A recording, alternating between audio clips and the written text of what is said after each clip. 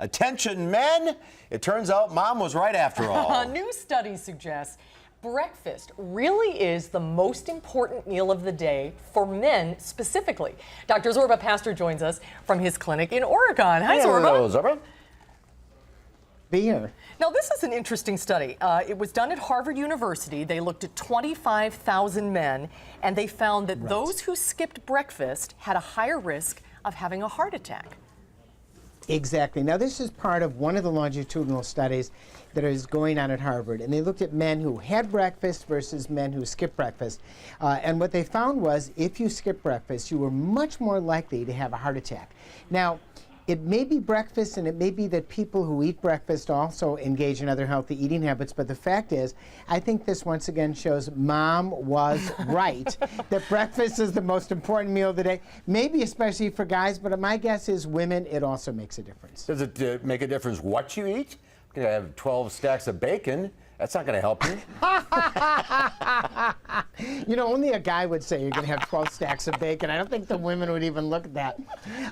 They didn't go into the detail with that, but on the whole, if you're going to look at having a good breakfast, and the idea is that when you eat at night, food tends to sort of sit in your stomach. The reality is you tend to absorb more calories. That's one theory. And if you eat in the morning, it gets you going in the morning because you are breaking your fast. You're fasting overnight. So my recommendation for a good breakfast is some sort of cereal that is whole grain, so you're going to get some fiber in your diet.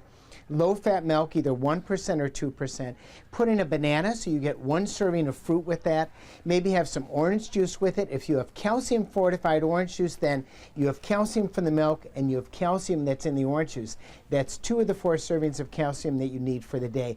And that's sort of the type of breakfast. I think bacon and eggs with a stack of hot cakes next to it is really not the best breakfast. And I don't think your mom would say that either. No, she wouldn't. Well, the study didn't look at this, but you can assume these findings would apply for women as well, can't you?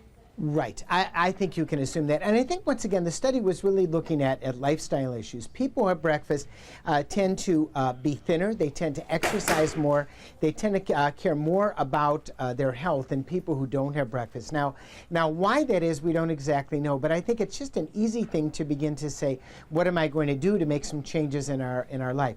The other issue is that people who have breakfast often also tend to pay more attention to their sleep habits. They tend to sleep a half an hour to an hour longer. And more, when we learn about sleep, we know the importance that sleep plays in good health. So my recommendation is 7 to 8 hours of sleep, a low-fat breakfast that has some fruit, some calcium. Stay away from the bacon except on Saturday or Sunday. And that's exactly what your mom would probably recommend. And fewer heart attacks and strokes. Sounds good. Thanks, Mom. Thank you, Zorba. Oh, here we are. Such a great laugh.